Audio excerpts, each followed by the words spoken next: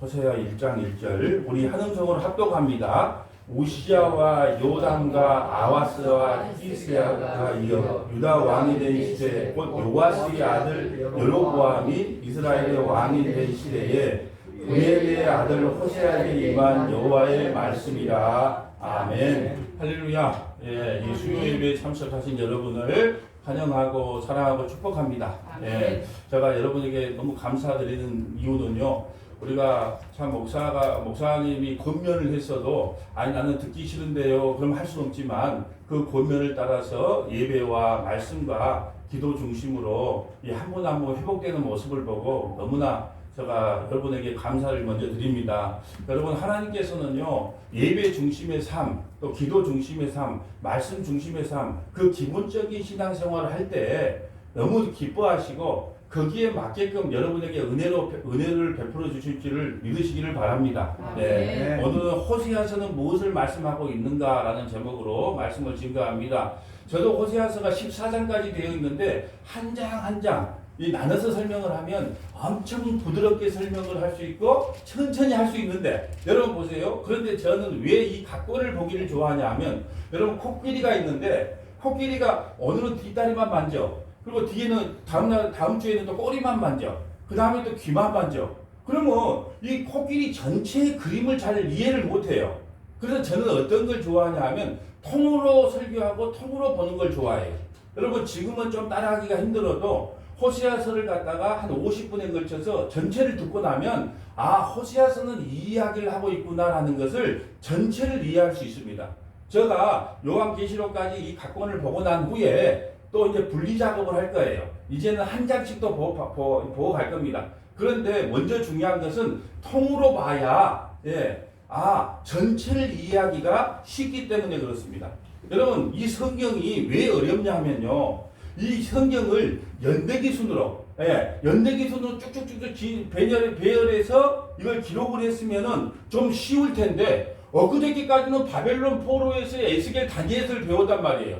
그런데 이제는 북이스라엘이 멸망하기 전으로 다시 돌아봐야 돼. 그래서 호세아서를 또 다시 북이스라엘은 BC 722년에 아수르에 멸망당했다고 했는데 우리는 다시 또 돌아와서 또 호세아서를 또 배워야 돼. 그래서 내가 하나님한테 여쭤봤죠. 하나님, 좀 쉽게 연대기적으로 쭉쭉쭉쭉 기록을 하면 우리 믿음의 권속들이 이해하기 좀 쉬울 텐데 왜 그렇게 뒤죽박죽으로 이렇게 연대기를 무시하고 기록을 했습니까?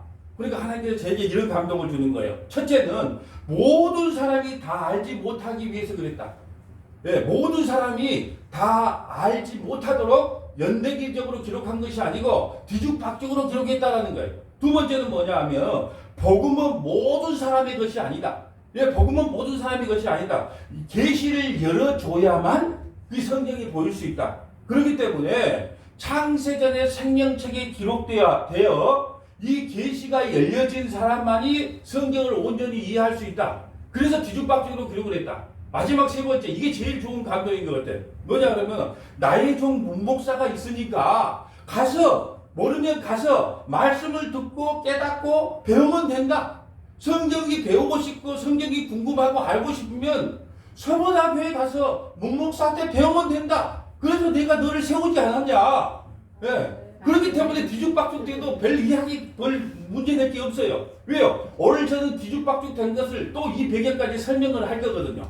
또 다시 갑니다. 자, 창세기는 50장까지 되어 있어요. 자, 1장부터 11장까지를 원역사라 그럽니다. 세상이 어떻게 만들어졌는가를 기록하고 12장부터 50장까지는 아브라함, 이삭, 야곱, 요셉이에요. 야곱에게는 이제 12아들이 있었는데 11번째 아들이 요셉이다. 이제 모르는 분이 없을 거예요. 그런데 그 요셉이 형제들에게 팔려서 애굽에 내려가서 국무총리가 되었다.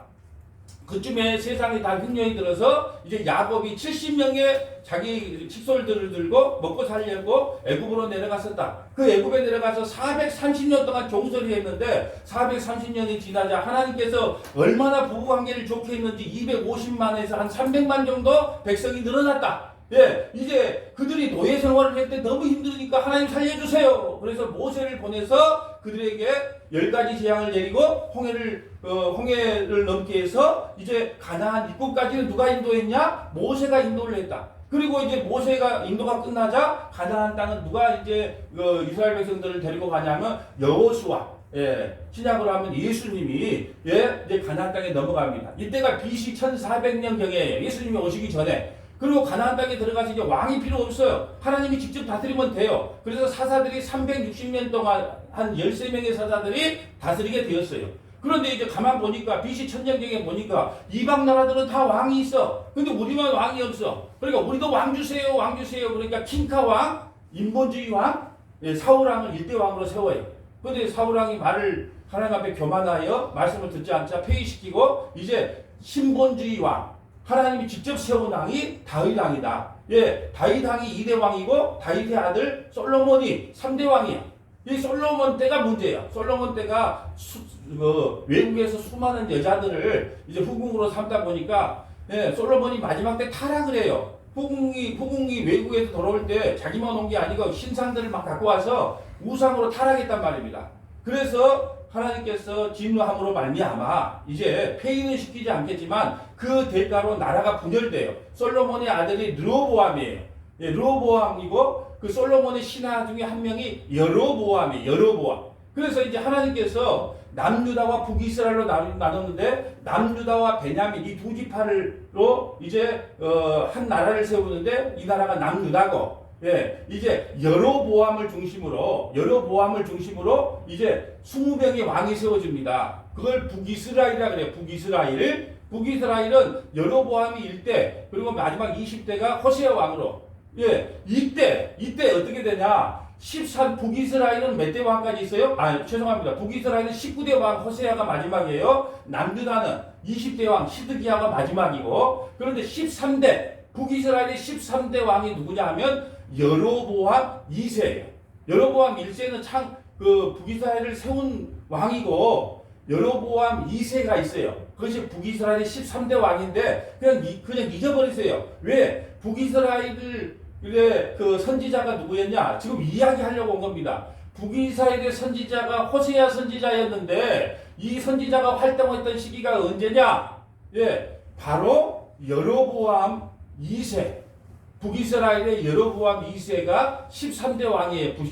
북이스라엘에. 이때 활동했던 선지자가 바로 호세아 선지자와 아모스 선지자예요. 그래서 북이스라엘의 선지자가 누굽니까? 그러면 호세아 선지자, 아모스 선지자입니다. 이 설명하려고 지금 몇 가지 온 겁니다. 여러분, 여로보암 2세는요, BC 790년경에 통치했는데 경제적으로, 정치적으로 최대의 번영의 시대였단 말이에요.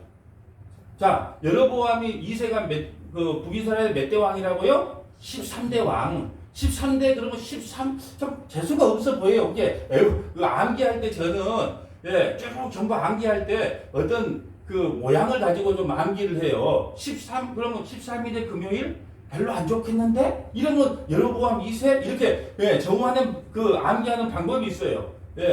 그래서 저는 이 암기 하나는 우리 아시는 분들은 아시겠지만 제가 암기 하나는 이 법전을 다 외워볼 정도로 이 암기력 하나는 정말로 제가 타고난 제가 새벽 예배 다닐 때 집사할 때 새벽 예배 다닐 때 취미가 뭔 줄 아세요? 아파트 다니면서 번호 외우는 거예요. 차량 번호. 쭉 갔다가 내가 맞았는가 올 때 쭉 가서 보는 거 번호 외우는 거였다니까요. 취미 들이려 그런 게 아니에요. 취미가 번호 외우는 거였어요. 요즘은 이제 그런 거 잘 안 외우는데 하여튼 간에 그렇게 외워요. 여로보암 2세는 BC 790년경에 북이스라엘 13대 왕이었는데 경제적으로 정치적으로 너무나 번영한 시대였단 말이에요. 지금 제가 왜 이걸 강요할까요? 교회가 왜 타락하냐? 어느 때 타락하냐? 가장 풍요롭다 할 때 타락을 하는 거예요. 제가 이야기를 하려고 합니다. 초대교회는요, 핍박과 환난을 와도요, 목에 칼이 들어와도 예수님 배교 안 했어요. 사자 밥이 돼도 배교 안 했습니다. 코로나19 택도 없어. 그런데 가장 풍요하고 가장 먹고 살만할 때 종교적으로나 정치적으로나 꼭 타락이 온단 말이에요. 그때가 언제냐? 북이스라엘의 최대의 전성기였던 여로보암 2세 때 하나님께서 호세아 선지자와 아모스 선지자 동시대에 같이 보내거든요. 나중에 다음 주에 요엘 선지자 보고 또 아모스 선지자 볼 거예요. 하여튼 같은 선지자를 보내요. 같은 동시대에. 왜 보냈을까요?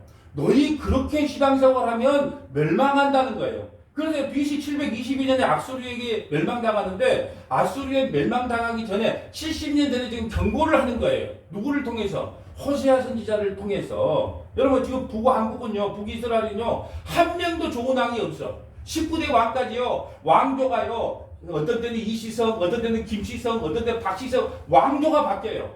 그러나 남유다는 그런 적은 없어요. 뭐 아달랴라고 아합의 딸이 하나 있긴 있었는데 그건 다 무시하고 여하튼 간에 그거는 왕조가 순탄하게 와요. 남유다는. 그런데 북이스라엘은 한 번도 순탄하게 왕조가 연결된 적이 없어. 거의 뭐 4번, 5번 쿠데타 일어나고 어떤 왕은 7일 만에 그냥 쿠데타가 일어나고, 예. 그만큼 타락을 했단 말이에요. 북왕조는. 10개 지파가 만들어졌던 그 북왕조는 그렇게 타락을 했어요. 북왕조는요, 물질 만능주의, 현세 지향주의, 인본주의, 세속적 쾌락주의에 빠져 정치 및 종교 지도자를 모두가 타락한 시대에 호세아 선지자를 북이스라엘에 보내서 고멜이라고 하는 창녀와 결혼해서 이스라엘의 타락상을 고발하는 거예요. 자, 여기서 이제 호세아는 여호수아와 같은 의미예요. 여호수아가 무슨 의미라고 그랬죠? 예수. 그러니까 호세아가 누구다? 예수님을 이 땅에 보내서 고멜. 고멜이라는 뜻은 뭐냐면 끝이라는 말이에요. 끝이다. 너 끝났어. 너 끝난 일이야. 그럼 고멜이 누굴까요? 현재는 북이스라엘을 상징하고 북이스라엘의 백성들을 상징하고 그리고 누구를 상징할까요? 타락한 저와 여러분. 끝장난 저와 여러분. 죄와 허물로 영원히 죽을 수밖에 없는 고멜과 같은 인생.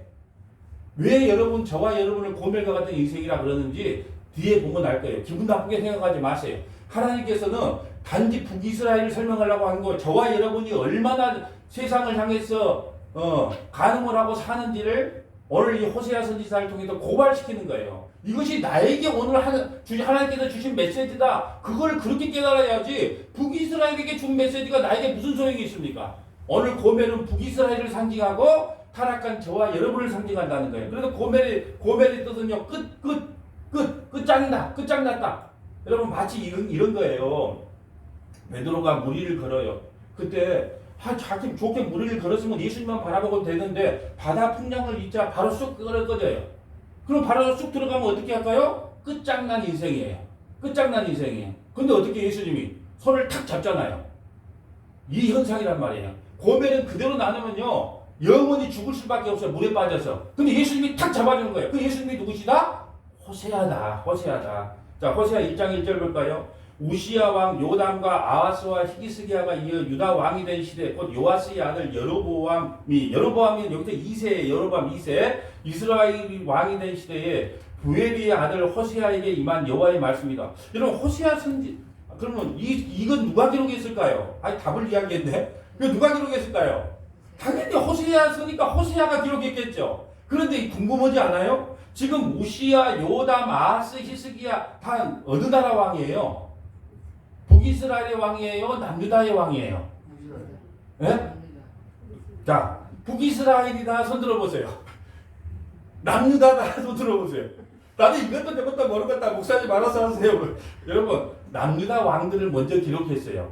예, 우시야도 남유다 왕, 요담, 아하스, 히스기야 다 남유다 왕이에요. 그럼 호세아가 왜 남유다 왕을 먼저 기록하고 이때 북이스라엘의 왕이 여로보암 2세였다라고 기록을 할까요? 호세아는 안 거예요. 누가 지파로 예수님이 오시는가? 남유다 지파로 예수님이 오시니까 우리는 겉다리다. 10개 지파 있지만 우리는 우리 지파로 오지를 않는다. 그러니까 전통성은 어디에가 있다? 남유다에가 있다. 이걸 지금 우리에게 설명해 주기 위해서 일부러 남유다의 왕들을 기록해 놓고 이 시대에 내가 북이스라엘의 선지자로 너희에게 선포한다. 지금 이걸 설명하고 있는 거예요. 자, 그런데 보세요. 호세아의 아버지가 부엘이에요. 부엘이 이거 들어보지를 못했어. 성경에서 아무리 찾아봐도 없어. 그만큼 뭐냐? 이름도 뭐도 아무것도 없는 사람이에요. 그러니까 이걸 이제 지금 우리 버전으로 한다면 저 전라도 촌에서 섬에서 소 10마리 뜯기고 있는 사람을 불렀어요. 시골 촌놈을. 그래가지고 그 선지자가 누구냐면 호세아 선지자예요. 그리고 뭐라고 했냐? 네가 북이스라엘 왕한테 가서 이 말씀을 선포하라. 이렇게 보냈던 거예요. 그러면서 자 사명을 하나 주는 거예요. 사명을. 근데 어떤 사명을 주냐? 2절 봅니다. 여호와께서 처음 호세아에게 말씀하실 때, 호세아 예수님께 말씀하실 때 여호와께서 호세아에게 이르시되 너는 가서 음란한 여자를 맞이하여 음란한 자식을 낳으라. 이 나라가 여호와를 떠나 크게 음란함이니라. 여러분 이걸 행위복음이라 그러는데요. 행위복음이라 그러는데 호세아 보고, 호세아가 누구라고요? 예수님 보고 음란한 여자를 아내로 맞이하라는 거예요. 이것은 무슨 뜻이라고요? 고멜은 뭐라고요? 북이스라엘이 이렇게 음란하다. 너는 가서 그 고멜이라는 여자, 음란한 여자하고 결혼을 하라는 거예요. 지금 이 시대 버전으로 또 이야기해 볼까요? 아니 목사님이 지금의 현재 사모님처럼 좀 인격적이고 좀 차분하고 성도들 위해 기도하고 그런 사람하고 결혼해라 그래야 될 건데 아니 가서 이 남자가 좋고 저 남자가 좋고 그런 사람하고 결혼을 하라 그러면 이 사역에 도움이 될까요 안 될까요? 전혀 안 되겠죠. 그런데 하나님께서 가서 그렇게 결혼을 하라고 말이에요. 그 말은 무슨 뜻일까요? 타락한 죄와 허물로 죽어있는 지금 교회에게 뭐라고 하나님께서 예수님을 이 땅에 보내서 가서 타락한 교회, 타락한 너희 백성하고 결혼을 해서 구원시켜라. 지금 이것을 우리에게 설명을 해주는 거예요. 행위복음으로. 3절 봅니다. 그 여자의 이름이 나와요. 이에 그가 가서 디볼라임의 딸 고멜을 맞이하였더니 고멜이 임신하여 아들 낳아요. 그러니까 음란하고 타락한 여자의 이름이 뭐라고요? 성은 고요, 이름은 멜이다. 하도 서머나 교회를 이름을 몰라. 권사 장로도 모르고 아니 서머나 뭐나? 아니 나가 성경 좀 읽으시오. 서머나를 모르면 되겠어요. 에베소 나오면 서머나. 그래서 내가 어저께 했으면 성은 서요, 이름은 뭐나 따라해보라고 했다니까요. 하도 모르니까. 그러면 되겠습니까? 안수지사님, 권사님, 장로님이 돼가지고 서머나 교회 하면 알아먹어야 거야 될 건데 얘들은 장난치려고 서머나 함께 어머나 그래요. 얘들은 그럴 수 있다고 봐요. 참 그렇더라고. 이름 하나도 모르더라고. 자 3절에 이에 그가 가서 고멜을 맞이하여 고멜이 임신을 해서 아들을 낳아요. 근데 아들의 이름을 뭐라고 지라 그러냐? 여호와께서 호시아에게, 예수님이에요. 호시아에게 이르되 그 이름을 이스리엘이라 하라. 자, 이스리엘 그러니까 어디서 좀 들어본 말 같지 않아요? 뭔 말과 비슷하지 않아요? 이스라엘. 뭐 이스마엘이 나옵니까? 여기서 이스라엘하고 비슷하죠? 이스라엘은 무슨 뜻이에요? 하나님과 겨루어 이겼다. 그것이 이스라엘 국가의 국호가 되잖아요. 하나님과 겨루어 이겼다. 근데 이름을 약간 봐봐. 이스리엘. 이스리엘은 무슨 뜻이냐? 조금 보면 나와요. 이스라엘이 아니고 이스라엘은 너는 내 백성이라는 뜻이에요. 근데 이스라엘이 아니고 이제 이스리엘이라고 아들을 낳으면 이스리엘이라고 하라. 조금 후에 내가 이스라엘의 피를 애후의 죄에 갚으며 이스라엘 족속의 나라를 폐기하겠다. 자, 아들을 낳을 것인데 이름을 이스라엘이 아니고 이스리엘이라고 하라. 이 뜻은요, 나라를 폐위시키겠다는 거예요. 북이스라엘을 멸망시키겠다는 거예요. 언제요? BC 722년에 너희들 회개하지 않으면 멸망시키겠다고. 요즘은 자식 이름을 이스라엘이라고 집니까? 전부 우리가 말똥이 새똥이 이렇게는 짓지 않잖아요. 자식 이름을 좋게 지는데 하나님께서 이스라엘이 아닌 이스리엘이라고 이름을 지는데 그 이름의 뜻이 뭐냐? 바로 나라를 폐위시킬 것이다. 또 고멜이 딸을 낳아요. 둘째는 이제 딸을 낳아요. 딸의 이름이 로루하마. 자, 로루하마인데 이 뜻은 궁일이 여기지 않다. 자, 우리가 로자가 들어가면 부정음이에요. 부정음. 그래서 영어로 보면 노라는 뜻이에요. 아니라는 뜻이 아니에요. 그래서 로루하마를 낳은데 로루하마의 뜻은 궁일이 여기지 않는다. 호세아 1장 6절 봅니다. 고멜이 또 임신하여 딸을 낳으며 여호와께서 호세아에게 이르시되 그의 이름을 로루하마라 하라. 로루하마라 하라. 내가 다시는 이스라엘 족속을 궁일이 여기서 용서하지 않겠다. 궁일이 여기지 않겠다는 거예요. 둘째 딸 낳는데 앞으로 하나님께서 궁일이 여기지 않겠다고 그렇게 이름을 지라는 거예요. 또 세 번째는 이제 아들을 낳아요. 고멜이 로루하마를 젖댄 후에 또 임신하여 아들을 낳음에 여호와께서 이르시되 그의 이름을 로암미. 자, 로는 부정임이에요. 암미라는 뜻은 뭐냐면 내 백성이라는 뜻이거든요. 암미가. 그러니까 앞에 로자가 들어가니까 너희는 내 백성이 아니요 나는 너희의 하나님이 되지 아니할 것이다. 여러분 자식을 성인하는데 하나님께서 이렇게 이름을 지라고 하는 것은 하나님이 얼마나 화가 났으면요. 여러분 자기 자식의 이름을 이렇게 지라고 말하는 하나님이 어디 있겠냐는 거예요. 자기 백성을요, 백성에게 너무나 화가 나 있다는 그런 의미예요. 그런데 보입니다. 이런 절망적인 이름을 지어준 후에 나는 하나님의 본심을 호세아 2장 1절에서 알았어요. 이름을 또 뭐라고 지라고 그러냐? 호세아 2장 1절 봅니다. 너의 형제는 암미라 하고 너의 자매는 로암미라 하라. 여러분 부정사를 띄어버려요. 아까 그 암미와 로암미에서 부정사를 띄어버리고 너희를 궁휼히 여기고 너희를 내 백성으로 삼겠다고 다시 말씀해 주는 거예요. 그럼 하나님께서 이랬다 저랬다 하실 분인가요? 왜 지금 하나님의 마음을 읽어야 돼요? 하나님이 너무너무 화가 나서 이제 너희는 내 백성도 아니다. 궁휼히 여기지도 않겠다. 이제 흩어버리겠다. 예. 그렇게 하셨다가 갑자기 이제 어떻게 하냐? 이제 너희는 암미라고 하고 로암미라고 하겠다. 너희를 궁휼히 여기서 내 백성으로 삼아주겠다. 갑자기 2장 1절에서 이렇게 말한다는 거예요. 저는 이 뜻을 알아요. 왜 그럴까요? 자식을 키워봐서 알아요. 자식을 키워보면 이 속을 압니다.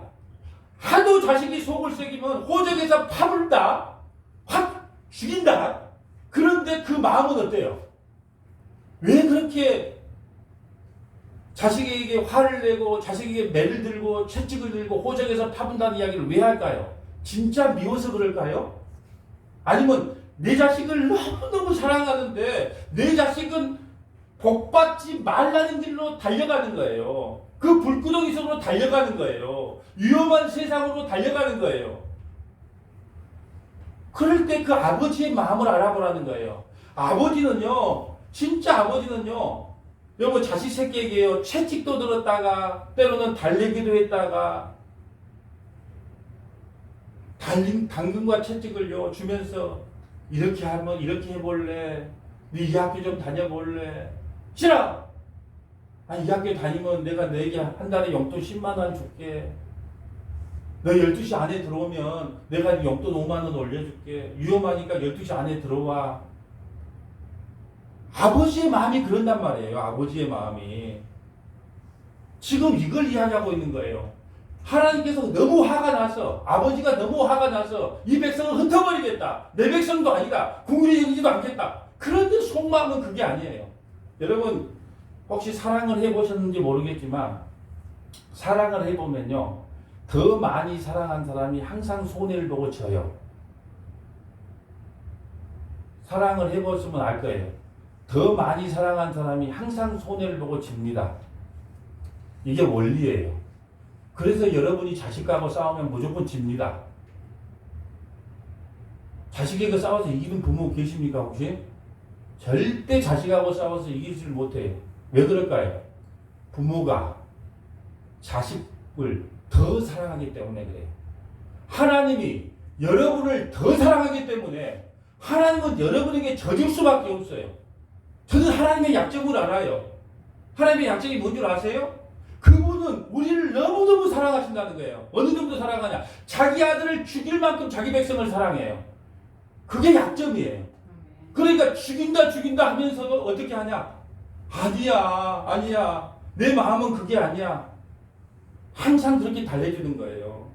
호세아 2장 19절 볼까요? 호세아 2장 19절. 내가 내게 장가들어 영원히 살되 공의와 정의와 은총과 긍휼히 여김으로 내게 장가들며, 하나님께서 우리에게 장가 오시겠다는 거예요. 하나님은 우리의 남편이 되고 우리는 하나님의 아내가 되겠다는 겁니다. 그런데 뭘로 장가드냐? 공의, 정의, 은총, 긍휼이에요. 이것이 다 어디에서 이루어졌을까요? 세 글자인데, 네, 십자가에서 이루어진 일이에요. 하나님의 진짜 사랑이 어디에서 이루어졌어요? 십자가. 그 십자가가 뭐예요? 공의예요. 공의가 뭐예요? 하나님은 모든 사람을 구원하지 않아요. 그럼 문제가 됩니다. 하나님은 반드시 죄를 지은 사람에게 벌을 주기로 했거든요. 공의가 이루어진 자리가 십자가예요. 하나님의 정의가 이루어진 자가 십자가예요. 하나님의 은총이 이루어진 자가 십자가입니다. 하나님의 긍휼이 여겨짐이 받는 자리가 바로 십자가예요. 그걸 통해서 장가들게 돼요. 20절 진실함으로 내게 장가들리니 내가 여호와를 알리라. 예수님이요 우리의 신랑이 되고 우리는 그의 신부가 돼요. 하나님의 마음은요 자기 백성에게 장가들어 영원히 살고 싶은데, 그런데 시집온 이스라엘은요 늘 세상과 음란을 저지릅니다. 여러분, 그래서 홍해를 건너고 나도 다시 애굽으로 돌아가려고 그래서요. 하나님이 우리 성품을 알기 때문에 홍해를 가로막아 본 거예요. 여러분, 이 장가든다는 것은요, 신약에 예수님의 십자가를 말씀하고 있어요. 자, 공의, 정의, 은총, 긍휼이요, 예수 그리스도께서 그 십자가에서 이루신 우리를 신부 삼아준 사건이거든요. 자, 어떤 사건인가? 로마서 3장 25절 볼까요? 이 예수를 하나님의 그의 피로써 믿음으로 말미암아 화목제물로 세우셨으니 이는 하나님께서 길이 참으신 중에 전에 지은 죄를 간구하심으로 자기의 의로우심을 나타내야 하십니다. 이게 바로 예수님이 우리에게 시집 온 현장이란 말이에요. 장가 온 현장이에요. 공의가 이루어진 현장이란 말입니다. 곧 이때 자기의 의로우심을 나타내사 자기도 의로우시며 또한 예수 믿는 자를 의롭다 하려 하십니다. 여러분, 아까 말한 내가 내게 장가들겠다. 그 공의, 정의, 은총, 공의를 여겨졌던 그 완성의 지점이 바로 이 십자가입니다. 로마서 5장 8절 봅니다. 우리가 아직 죄인 되었을 때 그리스도께서 우리를 위하여 죽으심으로 하나님께서 우리에 대한 자기의 사랑을 확증하셨다. 우리가 아직 죄인 되었을 때 회개하고 예수를 믿기 전에 그리스도의 사랑을 확증했는데 그 확증이 뭐냐? 바로 십자가다. 그 십자가가 뭐냐? 바로 정이고 공이고 은총이고 긍휼의 사건이다. 9절. 그러면 이제 우리가 그의 피로 말미암아 의롭다 하심을 받았으니 긍휼의 자리예요. 더욱 그런 말미암아 진노하심에도 구원을 받았다. 아까 말씀한 그 공의, 정의, 은총, 구원이 다 여기서 이루어지는 거예요. 10절. 곧 우리가 원수 되었을 때 그의 아들의 죽으심으로 말미암아 하나님과 화목되음으로 되었은즉 화목하게 한 자로서는 더욱 그의 살아남으심으로 말미암아 구원을 받을 것이니라. 여러분, 이 십자가의 사랑으로 만족하지 못하고요, 고멜은, 오늘 북이스라엘은, 저와 여러분은요, 세 명의 자녀를 두고도 오늘 나이트클럽 가서 스탠드바 가서요 돌아다닙니다. 지금 쉽게 설명한 거예요. 세 명이라는 거 자녀를 뒀는데 자녀에게 나는 이런 이야기도 들어봤어. 하도 남편은 야간에 근무 나갔는데 하도 젊었을 때 놀고 싶어갖고 아이에게 약간 수면제를 그건 이제 들었던 이야기예요. 그냥 먹여놓고 얘가 잠들면 어디 간다? 나이트클럽 가서 춤추고 왔다는 이야기를 내가 들어본 적이 있어요. 한 20년 전인가 25년 전에 한번 들어봤네. 얼마나 놀고 싶었으면 그럴까 이해는 돼. 그렇지만 자식 놔놓고 남편은 일하러 갔는데 애기 그렇게 재워놓고, 예, 누가 그랬다고요? 고멜이. 그럼 여러분이 지금 그럼 미친 여자가 어디 있어? 이렇게 하지. 미친 여자가 어디 있어? 그럴 수 있는데 지금 하나님께서 너를 이야기한 게 아니고 너희가 그런 존재라는 거예요. 예수 그리스도의 십자가의 은혜와 은총을 다 잊어버리고 세상에 나가서 네가 마음대로 살려고 하지 않느냐? 너희가 그래서 바로 고멜이란 말이다. 그래서 고멜 같은 인생, 죄와 사망에 죽을 수밖에 없는 인생, 너희들과 내가 결혼하러 갔다는 거예요. 그러면서 그래요. 한번 저 말인가 아닌가 보세요. 자, 호세아 3장 1절 봅니다. 여호와께서 내게 이르시되 이스라엘 자손이 다른 신을 섬기고 건포도 과자를 즐길지라도 여호와가 그들을 사랑하나니 너는 또 가서 타인의 사랑을 받아 음녀가 된 그 여자를 사랑하라. 예, 애기 성인 놔놓고, 예, 어디 갔는데요? 나이트클럽 스탠드바 가서 다른 여자 남자 품에 있어요. 지금 그 말을 하고 있는 겁니다. 그런데 어떻게 하냐? 호세아에게 가서 너는 나무 남자 품에 있는 그 여자를 돈 주고 사오라는 거예요. 근데 얼마 주고 사갖고 오냐? 2절 봅니다. 내가 은 15개와 보리 한 오멜반은 은 15개거든요. 돈으로 환산하면 15개예요. 15 더하기 15는 얼마죠? 30이 지금 생각나는 거 없으세요? 가룟 유다가, 예? 예, 은 30에 예수님을 팔잖아요. 똑같은 이야기를 지금 설명하고 있는 거예요. 은 15개와 보리 한 오멜반 은 30냥을 주고 그 바람난 여자 누구? 고멜을 사오라는 거예요. 하나님의 사랑이 그렇습니다. 3절. 그에게 이르기를 너는 많은 날 동안 나와 함께 지내고 음행하지 말며 다른 남자를 따르지 말라. 나도 내게 그리하리라 하였노라. 세상의 노예에게 팔린 우리를요. 세상의 죄와 허물에 팔린 우리를 위하여 은 30냥에, 다른 말로 십자가의 핏값으로요. 다시 사왔단 말입니다. 그리고 이렇게 고백을 합니다. 호세아 13장 14절에 내가 그들을 스올의 권세에서 속량하며, 누구를요? 고멜을 스올의 권세에서 속량하며 사망에서 구속하리니, 사망아 내 재앙이 어디 있느냐? 스올아 내 멸망이 어디 있느냐? 네 집이 내 앞에서 수물이라. 우리를 그렇게 인정해 준단 말이에요. 그 십자가의 대속의 은총. 여러분, 누가 바람난 여자를 돈 주고 사오는 것도 희한하지만 사갖고 와서 뭐라고 고백한다고요? 너 죄를 기억조차도 안 할게. 그러니까 나 앞으로 떠나지 마. 나는 너의 신랑이 되고 너는 나의 신부가 되고 이제 잘 살자. 그렇게 이야기를 하는 겁니다. 여러분 생명의 속정값을 여러분 배웠을 겁니다. 저번에 설명을 한번 했어요. 생명의 속정값은요 반세겔로 동일해요. 여러분 부자나 가난한 자나 창녀나 모두 십자가의 피로 구원받는 것을 설명하기 위해서 항상 성전세를 낼 때는 반세겔만 내야 돼요. 부자라고 더 내면 안 되고 가난하다고 더 내면 안 돼요. 덜 내면 안 돼요. 창녀라고 덜 내고 깨끗한 여자라고 더 내면 안 된다는 거예요. 동일하게 반세겔을 정해놨어요. 그 반세겔이 바로 은30냥이에요. 그 반세겔이 뭐냐 하면 예수 그리스도의 그 십자가의 보혈이에요. 그러므로 창녀든 의로운 창녀가 아니든 부자든 가난한 자든 뭘로만 구원받을 수 있느냐? 오직 예수 그리스도의 십자가의 보혈로만 구원받는다. 동일하게 정해놨단 말이에요. 동일하게. 그걸 반세겔이라 그래요. 성전세 반세겔. 출애굽기 30장 15절 볼까요? 너희의 생명을 대속하기 위하여 여호와께 드릴 때에 부자라고 반세겔에서 더 내지 말고 가난한 자라고 덜 내지 말라. 여러분 모든 구원의 값은요 예수 그리스도의 그 십자가의 피로 동일하다는 거예요. 동일하다는 거예요. 여러분 여기 앉아있는 모든 분들은요 오직 다 구원받는 조건이 한 가지밖에 없어요. 반세겔. 그 반세겔이 뭐라고요? 예수 그리스도의 십자가의 보혈의 능력으로 대속의 은총으로만 구원받는 거지 다른 걸로 구원받은 건 아무것도 없다. 그러니까 이 강대상에서 외쳐야 될 게 뭐예요? 예수 그리스도의 그 십자가의 대속의 은총으로 저와 여러분은 구원받은 자들입니다.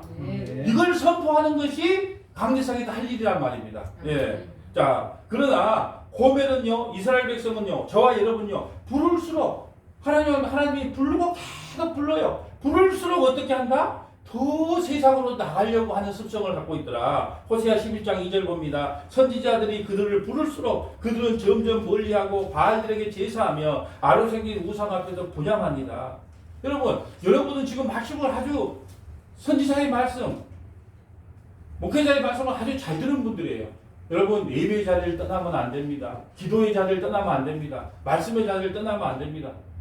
그래서 여러분들 진짜 순종한 믿음의 권속들이에요. 그런데 아무리 외쳐도 우리 교회 말고요. 우리 교회 말고 자 산 넘어 산 교회, 한제 넘어 산 넘어 산 교회, 그런 성도들은 외쳐도 어떻게 하냐? 점점 더 멀리 가버리다는 거예요.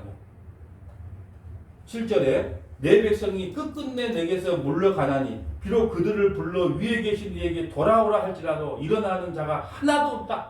돌아오라. 여러분 구약 전체 구약 39권에 구약은 39권 시작은 27권 이번 금요일날 성경이 무엇인가 다 배울 거예요. 여러분 구약의 주제가 뭔 줄 아세요?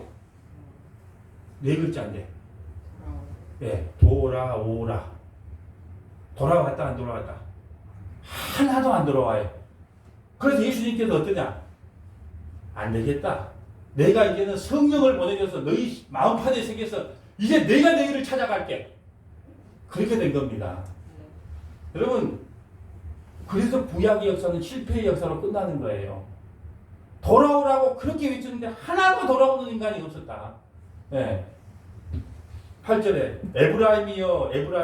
여러분 에브라임은요 북이스라엘의 대표 지파예요. 그러니까 에브라임과 북이스라엘은 같은 말이에요. 근데 히브리 용법은요 같은 말을 두 번 안 써요. 에브라임이요 안 그래요. 에브라임이요 북이스라엘이요 이렇게 쓴단 말이에요. 같은 용법을 두 번 안 쓴단 말이에요. 히브리 용법은. 자 보세요 8절. 에브라임이요 이거 북이스라엘이란 말이에요. 내가 어찌 너를 놓겠느냐. 이스라엘이여 내가 어찌 너를 버리겠느냐. 여러분 부모가 어떻게 혼역을 정리하겠습니까? 혼역에서 파겠습니까? 못 판다는 거예요. 내가 어찌 너를 아드마같이 놓겠냐. 아드마는요 붉은 흙이라는 뜻인데 소돔과 고모라와 함께 멸망한 해안 도시를 말하는 게 소돔과 고모라에서 멸망한 해안 도시처럼 소돔과 고모라가 유황불로 멸망당했잖아요. 어찌 내가 아드마같이 놓겠느냐. 어찌 내가 너를 소돔과 고모라처럼 멸망하게 놔두겠느냐. 어찌 너를 스보임이라는 것은 영양이라는 뜻이에요.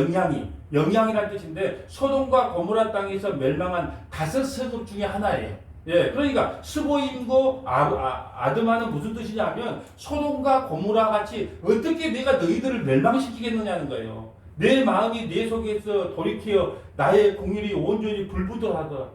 여러분 내가 좋아하는 여자하고 다른 여자가 걸어가고 있어요. 다른 남자하고 걸어가고 있어. 그러면 내가 좋아하지 않으면 가든지 말든지 그래요. 좋아하면 어떨까요? 여기서 불부터 일어나요.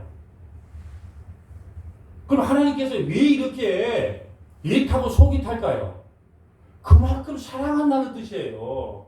그만큼 사랑하니까 내 마음에서 막 불부터 나는 거예요. 내가 어떻게 소돔과 고모라의 그 도시처럼 너희들을 멸망시키겠느냐? 멸망시키고 싶단 말이에요. 시키기 싫다는 말이에요. 나는 도저히 너희를 그렇게 멸망시키고 싶지가 않다. 그러니까 제발 덕분에 좀 회개하고 돌아오라. 그렇게 말씀하는 거예요. 9절 봅니다. 내가 나의 맹렬한 진노를 나타내지 아니하며 내가 다시는 에브라임을 멸하지 아니하리니 이는 내가 하나님이요 사람이 아님이라. 여러분 사람들은 한번 끝장나면 그냥 끝난다. 근데 하나님은 그럴 수가 없다는 거예요. 내 가운데 있는 거룩한 이니 진노함으로 내게 임하지 아니한다. 이게 바로 하나님의 속마음이에요. 여러분 우리가요 마누라는 버려도 자식은 못 버리잖아요. 저는 이제 마누라는 못 버리지만 보편적으로 말을 잘해야지. 보편적으로 생각할 때 자식은 못 버려요. 마누라는 버려도 자식은 못 버려요. 이걸 지금 이야기하는 거예요. 절대로 하나님은 자기 자식들 버리지 못한다. 우리는 신학시대 하나님의 자식들이에요. 그래 버리지 못하는 거예요. 호적을 파버린다? 팔 수 없다는 걸 이야기합니다. 여러분 그래도요 신분을 못 버리는 하나님의 사랑을 봅니다. 여러분 구원은요 우리가 무엇을 해서가 아니고 하나님의 전적인 사랑이 구원입니다. 아멘 할 때까지 안 합니다. 하나님의 전적인 사랑이 구원입니다. 아멘. 요한일서 4장 9절 봅니다. 하나님의 사랑이 우리에게 이렇게 나타난 바 되었으니 하나님이 자기의 독생자를 세상에 보내심은 그로 말미암아 우리를 살리려 하심이라. 사랑은 여기 있으니 우리가 하나님을 사랑한 것이 아니요.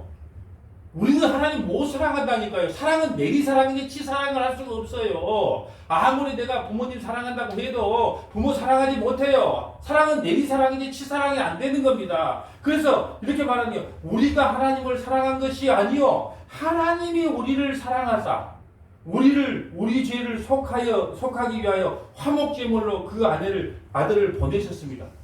여러분 이게 너무 기쁘지 않아요? 내가 하나님을 사랑해서 구원을 받는다? 택도 없는 소리예요. 근데 하나님께서 나를 사랑하신다네. 이것이 우리의 구원이 되는 겁니다. 아멘. 그래서 내가 분명히 말씀드리잖아요. 나는 일사후퇴를 경험한 사람이 아니에요. 가끔 영화 같은 데 보고 막 배에 올라타다가 막 떨어지고 옛날에 그 영화에서 나온 거 있잖아요. 그거 볼 때 뭔 생각이 드냐 그러면 오빠가요 막 그 동생 손을 들고 갔는데 동생 하나 올려놓고 나니까 다른 동생 하나가 안 보여. 예? 그래 윗사람이 잡으면 손을 안 놓는다니까요. 아랫사람이 잡으면 놓는다니까요. 우리가 하나님 손을 잡으면 반드시 하나님 손을 놓게 돼 있어요. 근데 하나님께서 넌 내 거야. 넌 내 거야. 한번 찜해 놓으면요 또 낙장불입 나와요. 한번 찜해 놓으면 절대로 끊어낼 수가 없는 거예요. 하나님은요 아주 무서운 스토커쟁이에요. 하나님의 별명이 스토커입니다. 스토커. 한 번 사랑하는 자는요 절대 놓지를 않아요. 끝까지 쫓아가서 말 안 들으면 어떨까요? 걷지를 못하게 할지언정, 세상 말로 반병신을 만들지언정 끝까지 가서 건져옵니다. 저는 그걸 알아요. 그러니까 목회자 되려고 그럴 때 그래도 이 정도 있으면 애들 대학은 보낼 텐데, 예? 근데 우리 집사람은 장로님으로 섬기지 뭐냐. 근데 나는 그걸 알겠어요. 왜? 이제 하나님께서 순서대로 만지거든요. 만짐의 순서가 있어요. 하나님이. 왜? 주의 종은 제일 마지막에 칩니다. 왜? 말씀을 전해야 되니까. 말씀을 전해야 될 사람이니까 제일 마지막. 나머지요. 물질, 예? 그 다음에 와이프, 그 다음에 자식. 그래도 순종 안 할래? 이런 순서가 있어요. 실력이 없으면 뭐라도 있어라? 눈치라도 있어라. 난 눈치가 있어요. 그래서 빨리 순종했기 때문에 그나마 얘들 서희 다 대학 보냈던 거예요. 그렇지 않았으면, 예?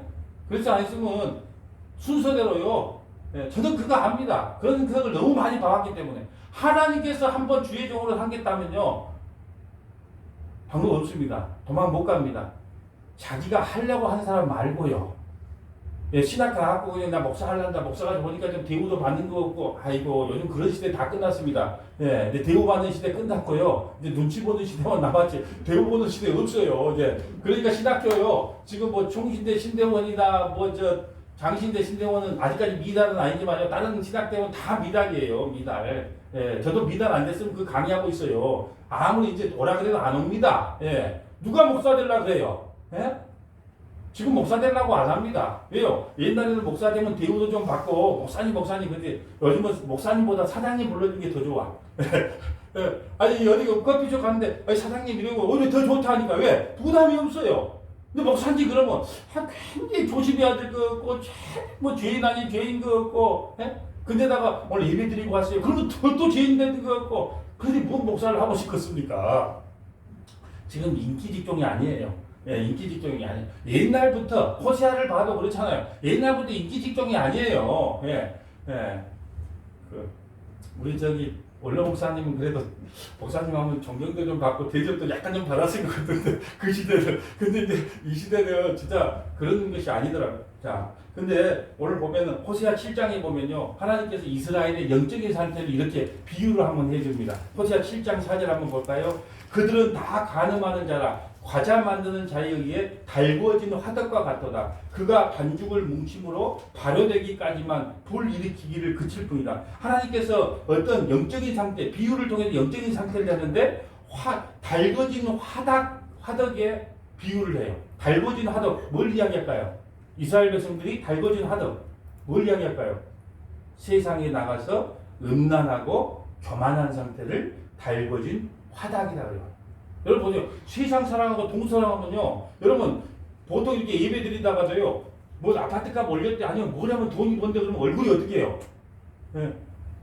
팍 그냥 살아나잖아요. 그러면서 어떻게 해서 돈 벌었는데 예, 막 살아나는 거예요. 이것을 뭐라고요? 달궈진 화덕이다 그래요. 화덕이다. 또 7장 8절 볼까요? 에브라임이 여러 민족 가운데 혼합되니 그는 곧 뒤집지 않는 전벽. 여러분 지금 그 비 오는 날은요. 이 전이 최고예요. 이 전을 했는데 잘 뒤집어야 될 거 아니에요. 근데 전을 뒤집지 않는 전병, 전을 뒤집지를 않아요. 뒤집지 않는 뒤집지 않는 전병은 뭔 상징할까요? 하나님의 말씀을 잊어버리는 건망증을 이야기해요. 아니 만약에 그걸 안 뒤집으면 먹지도 못하잖아요. 그런데 뒤집을 때 뒤집어야 되는데 내가 뒤집었는지 안 뒤집었는지 몰라. 하나님의 말씀을 잊어버린 건망증. 왜 그렇게 하나님의 말씀을 빨리 잊어버릴까요? 오늘 내가 호세아서를 전했는데 문 앞에 나가면 기억 아무것도 안 나. 예. 뭔만 기억나냐? 예, 상호는 뭔만 기억나냐? 아까 그 요기했던 거 있잖아요. 그 요기했던 거 한마디 딱 그것만 기억하고 있다가 당신 또 해결했다. 그러면 또 이제 이것만 기억해. 나머지 건 아무것도 기억 못해요. 여러분도 마찬가지요. 여기서 딱 문 열고 나가면 오늘 목사님이 호세아서에 가지고 그 설교를 진짜 했는데 그때는 은혜를 받았는데 문 열고 나가면 뭔 말을 했지 다 잊어버려요. 이게 바로 무슨 상태예요? 뒤집지 않는 전병이다. 뒤집지 않는 전병. 근데 이게 또 감사해. 다 기억하고 있으면 어떻게 하겠어요? 예? 또 기억을 못하니까 또 우리는 금요일 날도 있고, 예? 또 주일 날도 있고, 예. 그나마 여러분 계속 와서 듣기라도 하니까. 그러니까 뒤집지 않는 전병에 대한 비유는 하나님 말씀 잊어버린 건망증.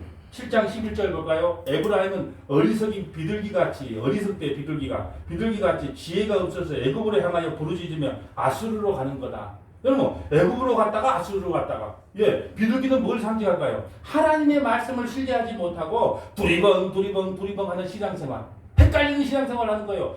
여러분 보세요.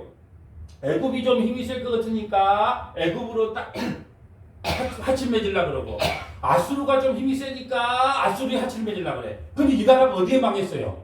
아수르에 망하잖아요. 아수르에 망하잖아요. 여러분 미국을 보고 뭐라 그래요? 믿지 말자. 에? 미국 믿지 말자 그러잖아요.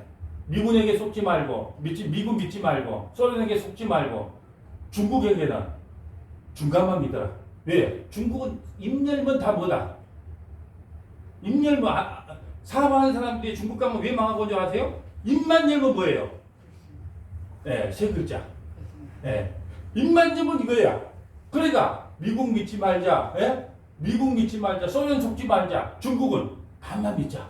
예. 중국이라는 말은 없어요. 근데 내가 아무리 연구해봐도 중국은 예. 그러니까 보세요. 잘 한번 생각해 보세요. 우리가 얼마나 저는 답답한 게 뭔 줄 아세요? 여러분, 우리가 미국을 믿고 산다고요? 또 어떤 또 신학대 나와서 그러더만 우리는 그래도 미국을 의지하고 살아야 된대. 아니다, 우리는 중국을 바라보고 살아야 되는데 아직. 아니, 우리 러시아하고 손잡아야 돼. 일본하고 손잡아야 돼. 택도 없는 소리예요. 여러분, 왜 우리가 자주 독립을 못합니까? 왜 우리가 통일을 못합니까? 한번 생각을 조금 해보세요. 여러분, 미국이요, 북한한테 조금 좀 압력을 딱 넣어요. 그럼 북한은 어떻게 할까요? 아, 일단 살아야 될 거 아니에요. 그럼 뭐 만들어요? 핵무기를 만들어. 그러면 또 미국이 뭐라 할까요? 야, 그 핵무기 만드는데 우리 그거 좀 방어할 수 있는 좀 탱크도 좀 사고 비행기도 좀 사야 되지 않냐? 가만히 생각을 해보세요. 다들 자기 먹고 살려고 하지 우리나라 생각하는 사람 아무도 없어요. 뭐 미국, 중국, 러시아, 일본 그래요. 그런 거 없습니다. 우방 없어요. 다 자기네들 장사해 먹으려고 그러는 거예요. 속으면 안 돼요. 여러분, 북한이 압력을 넣으면 북한도 살아야 될 거 아니에요. 힘은 없는데. 그러니까 핵무기 만든다고 다 버티고 있어요. 그럼 뭐라 그럴까요? 아, 뻔한 답 아니겠습니까? 그러면 또 미국에서 와가지고, 야, 여러분, 북한이 저러는데 그거 가만히 있을래? 큰일 난다. 예. 뭐 무기라도 좀 사야 되지 않냐? 그런데 참으로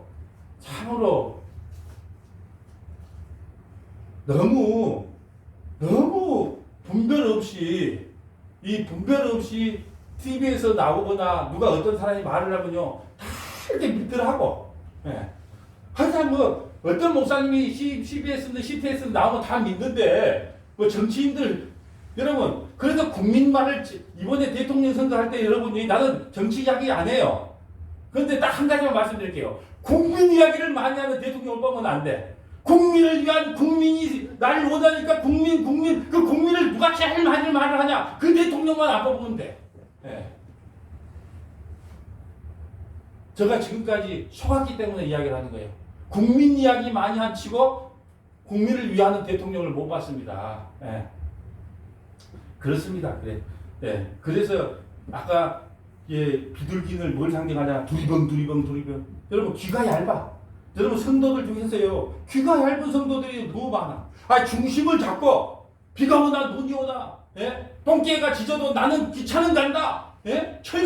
똥개가 짖어도 난 철가방을 배달한다. 기차가 짖어도 철가방 배달한다. 이렇게 중심을 잡고 가야 되는데 이 말하면 이리 넘어가고 저리 하면 저만 넘어가고 이게 무슨 신앙이다? 비둘기 신앙이다.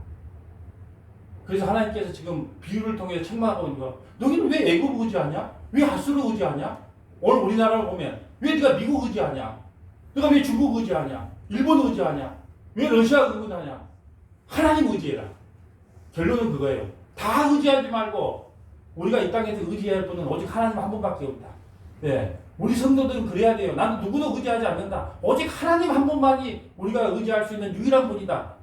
호세아 7장 16절 봅니다. 그들은 돌아오나 높으신 자에게 돌아오지 아니하고 또 비유를 하나요. 속이는 활과 같으며 돌아오지 않는 속이는 화난 같으며 활 같으며 그들의 지도자들은 그의 혀에 거친 말로 말미암아 칼에 엎드려지니 이것이 애굽 땅에서 조롱거리가 되리라. 속이는 활은 뭘 이야기할까요? 속이는 활은요 뭐예요? 하나님의 말씀을 떠나 돌아오지 않는 상태를 활이라 그래요. 하나님의 말씀을 떠나서 돌아오지 않은 상태 활. 여러분 활 한번 썼는데 활이 스스로 돌아옵니까? 못 돌아와요. 그래서 그 활이 뭐라고요? 하나님의 말씀을 떠나 돌아오지 않는 상태. 그래서 호세아 선지자는요 오늘 고멜을 향해서 저와 여러분을 향해서 북이스라엘을 향해서 이렇게 외칩니다. 호세아 6장 1절 봅니다. 오라 우리가 여호와께 돌아가자. 여호와께서 우리를 찢으셨으나 도로 낫게 하실 것이요 우리를 찢으셨으나 싸매 주실 것입니다. 여호와께서 이틀 후에 우리를 살리시며 셋째 날에 우리를 일으키시리니 우리가 그의 앞에서 살리라. 여러분 부모의 마음은요 죽이는 데 있는 게 아니에요. 자식을요 자식을 살리는 데 목적이 있는 것이 부모의 마음입니다. 그러니까 하나님께 돌아가자. 그래서 내가 어떤 신앙이 좋다고 그랬어요? 뻔뻔한 신앙. 하나님 앞에 죄를 져서 어떻게 해요? 아버지 용돈 주세요. 엄마 밥 차려주세요. 엄마 빨래 빨아주세요. 이게 바로 호세아가 말하는 신앙이에요. 돌아가자. 그러면 하나님께서 이틀 후에는 우리를 살려줄 것이다. 밥 해준다 라는 거예요. 셋째 날은요 용돈 준다. 그러니까 돌아가자. 3절 그러므로 우리가 여호와를 알자. 힘써 여호와를 알자. 그의 나타나시면 새벽빛같이 어김없나니 비와 같이 땅을 적시는 늦은 비와 같이 우리에게 임하시리라. 여호와를 알자는 거예요. 힘써 여호와를 알자. 예, 여호와는 우리가 회복되는 방법이 첫 번째 하나 나왔어요. 여호와를 아는 겁니다. 아멘.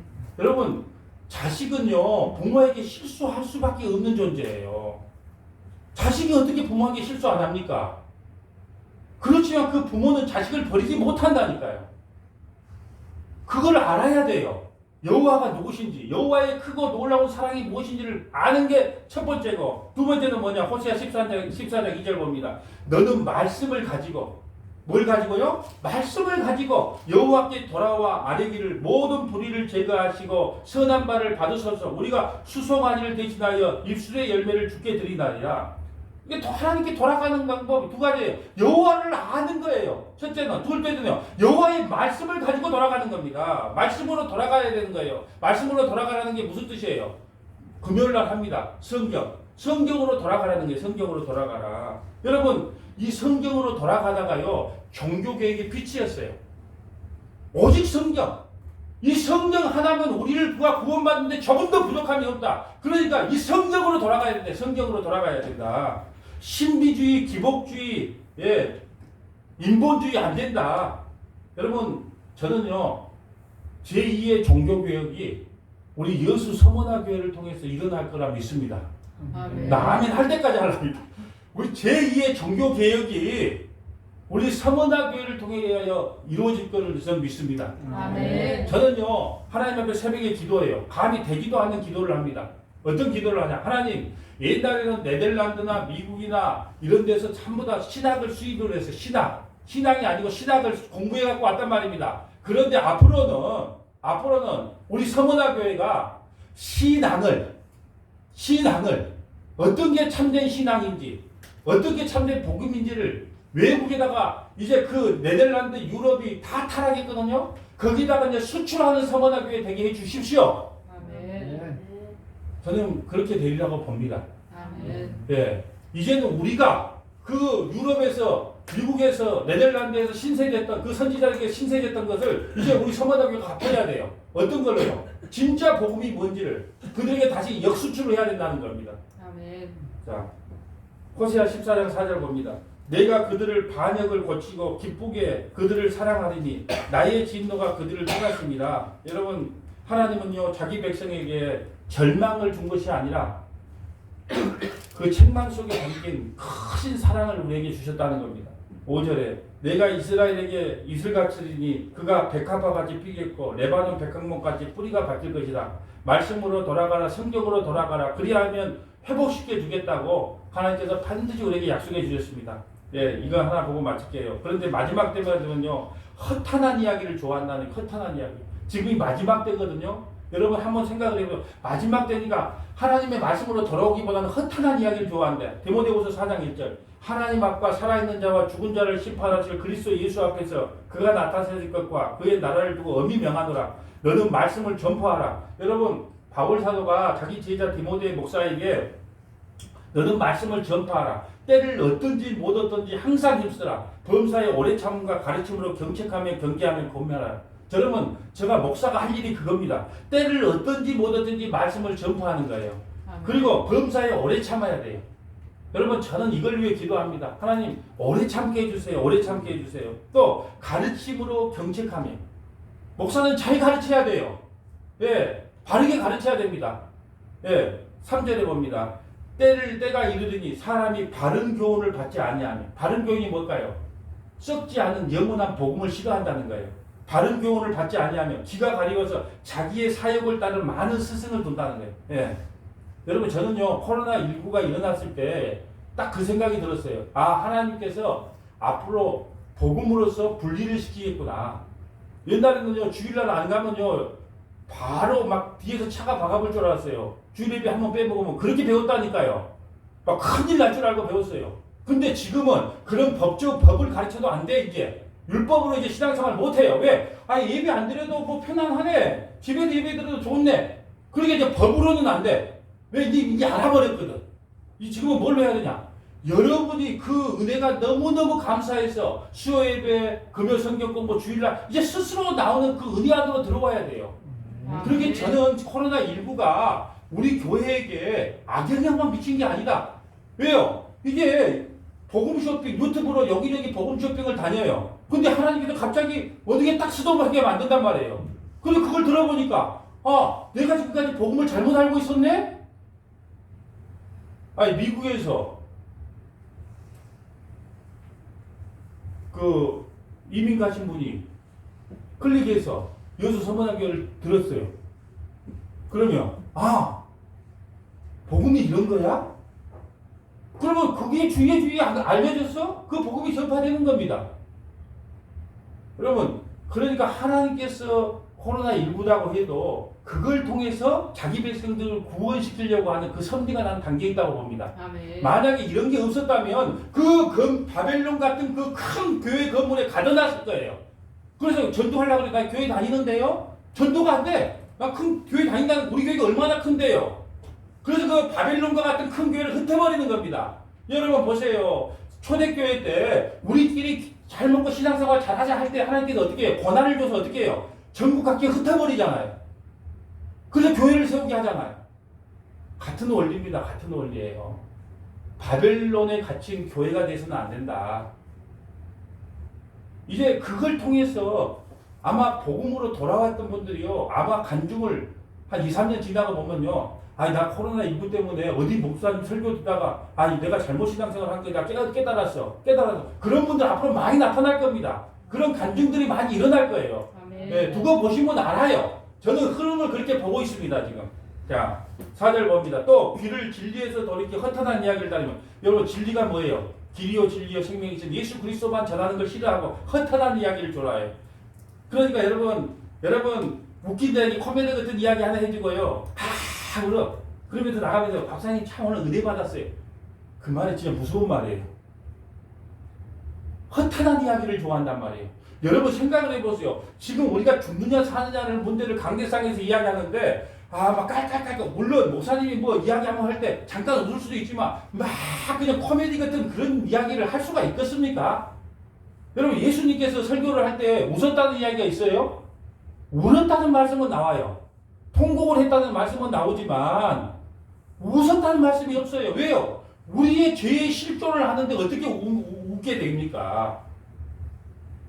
근데 다 허탄한 이야기를 좋아해. 그러나 너는 모든 일에 신중하며 고난을 받으며 전도자의 일을 하며 내 직무를 다하라. 전제와 같이 내가 벌써 부어지고 전제라는 것은요 죽는 제사를 말하는 거예요. 죽는 제사. 너는 이미 죽었다. 예수 그리스도 안에서 나의 떠날 시간이 가까웠도다. 나는 선한 싸움을 싸우고 나의 달려갈 길을 마치고 믿음을 지켰으니 이제 후로는 나를 위하여 의의 면류관이 예비되었으므로 주 곧 의로우신 재판장이 그날에 내게 주실 것이며 내게만 아니라 주의 나타나심을 사모하는 서머나교의 모든 믿음의 권속들에게도 이 생명의 면류관, 의의 면류관을 주신다는 겁니다. 아멘. 이것 믿고 사는 거예요. 아멘. 여러분 우리는 오늘 고멜은요 세상이 좋아 늘 세상을 향해 나가려고 하지만 하나님의 사랑이 너무 커서 우리는 결코 도망갈 수가 없다는 거예요. 왜냐하면 하나님께서는 자기 아들의 핏값으로 산 교회를 어떻게 버리겠습니까? 이제 우리는 다시 말씀으로 성경으로 돌아와서 여호와를 알고 힘써 여호와를 알아야 합니다. 왜냐하면 요한복음 17장 3절에 영생은 곧 유일하신 참 하나님과 그가 보내신 자 예수 그리스도를 아는 거예요. 아는 것. 아멘. 여러분 호세아의 중심 주제가 뭔 줄 아십니까? 결국 더 많이 사랑하는 하나님이 끝까지 우리를 사랑하여 구원시켜 주신다는 거예요. 그래서 호세아 14장 1절부터 2절 우리 합독하고 마칩니다. 이스라엘아 내 하나님 여호와께서 돌아오라. 내가 불의함으로 말미암아 엎드려졌느니라. 너는 말씀을 가지고 여호와께로 돌아왔어. 아뢰기를 모든 불의를 제거하시고 선한 바를 받으소서. 우리가 수송아지를 대신하여 이슬의 열매를 주께 드리리이다. 아멘. 기도하겠습니다. 거룩하시고 자비로우신 하나님 감사합니다. 아버지 우리가 바로 고멜이었습니다.